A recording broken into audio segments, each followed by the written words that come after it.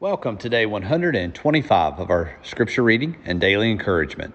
Today we're going to cover 1 Chronicles 11, 12, and 13. Then we're going to cover John chapter 9, verses 1 through 23. As we pick up in 1 Chronicles, we see David become king, and he's supported by all the people. Now, remember, they're retelling their history in this book. They've come out of captivity, they're retelling their history, but this book doesn't give the history, all the history of how David became king. It doesn't give the discussions about him being a servant to his father, the things we talked about earlier in the books of Samuel. It doesn't talk about that. It doesn't talk about him being a servant to his father, a servant to the king, a servant to his brothers, which put him in place to kill Goliath. It just jumps right into he's king and a mighty warrior. And I think if you only look at this to understand the life of David, you miss so many important details. So if you miss that, I want to encourage you to go back, because there's so much in the life of David about him being a humble servant. Yes, he had some failures in life, but he was repentant for those failures. And I think it sets up for us what a true man of God is: to be a humble servant, to be repentive when he does something wrong. Yes, to go ahead and be that mighty king, that's great. But we're missing some of the picture here. And sometimes that's what happens when we retell history.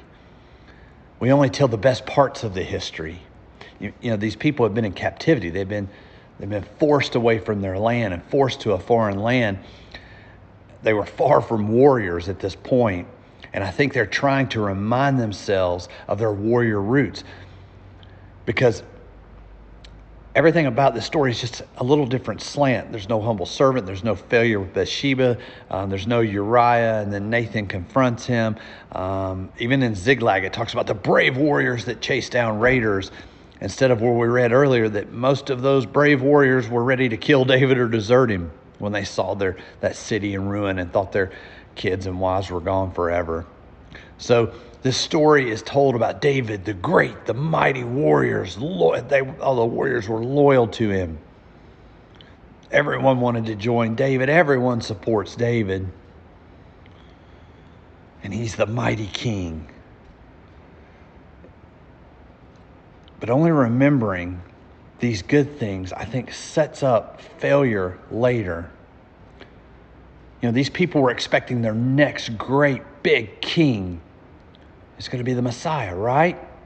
Here's the problem. Jesus showed up, and he was like David, but not the David told in this story. He obviously didn't have the failures of David, but I'm talking about he was humble. So they didn't talk about David's humility and being a servant. And then when Jesus shows up, he's humble and he's a servant. And they're looking for this mighty warrior king, but Jesus never fought a physical battle. Now, obviously, Jesus was a warrior in the spiritual battle with demons and healings and things like that. But they're looking for a man to show up and fight these battles and be a great warrior. And Jesus wasn't that. David was accepted by everyone, it says. And Jesus was rejected by most everyone instead of being welcomed by them. And I think this sets up an unrealistic expectation that leads to them missing Jesus as their king. They're retelling history. They're only wanting to tell the good parts of history. They're only wanting to remind everyone how great warriors they are. And it sets up this expectation for this new king. And then when Jesus comes as the new king, a different kind of king, they completely miss him. I'm going to jump over to John chapter 9. We see Jesus and his disciples. They come upon a man who was blind from birth. And we can see here that the disciples had an expectation that an infirmity like this was caused by someone's sin.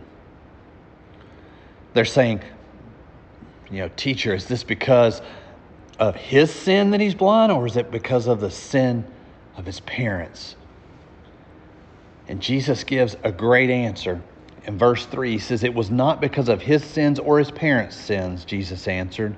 This happened so the power of God could be seen in him. And then Jesus healed him. I want you to think about this. This man, he was allowed to be blind from birth so that God's power could be seen. See, many of us, something happens to us, or we have an infirmity, or maybe we have a lifelong disease or problem with our body. And we think it's just our lot in life, or that there's no way out of it. It's just what we're going to have to live with. And I think the moral of this story and what we need to see here is don't lose faith in asking for your healing. See, our human minds, we've talked about this before, our human minds simply cannot understand God's timing. We can't get our arms around it. If we try to get our arms around why would God, so we can stop and we can ask a question. We can say, why would God let this man be blind from birth? Isn't that a cruel God? See, we can't get our minds around it. We can't stop and see that God had a purpose for it. Or I'm not going to say we can't. We typically don't stop and say, man, God had a purpose for this. We stop and ask the other question of why did God allow this? Our human minds can't get around God's timing because we can only think in our human time. Our time is different than God's time. We can only think in the minutes and seconds and hours and years of our lives when God is looking over the span of all eternity. It's a much different time perspective that God is using. And because it's difficult for us to get our arms around this, it's difficult for us to realize that it's okay that God allowed this man to be blind so that his power could be shown when Jesus healed this man. Jesus healed him. He made mud, spread it over his eyes, told him to go wash it off in the pool. Again, he made the man do something. Often when Jesus healed, he made them do something. Pick up your mat and walk. Go dip yourself in the pool 7 times, or walk, go dip yourself and rub this mud off your eyes. Jesus made them have some ownership in it. It's just a small side note. It wasn't just this miraculous thing often that happened. Jesus made them go do something. But I just want you to think about that sometimes God allows things to happen so that his power can be seen. So we shouldn't question sickness. I'm going to go to a place that may be hard for some of us to think about. But if today I was diagnosed with cancer, what would I typically think? Oh no, this is terrible. This is awful. This is a death sentence. This is the worst news. Or I could have a different approach and say, yes, now everyone is going to get to see the power of God when I get healed. I don't hear many people coming up with that second argument. A friend of mine was diagnosed with cancer, bone cancer, told this death sentence. When we took the dye x-ray, your bones lit up with cancer. And she said, no, you don't know my God. That is the glory of my God shining through my body. And I might be not telling the story exactly right, but this is close. She said, that's the Spirit of my God lighting up my body because he's healing me. And she was healed.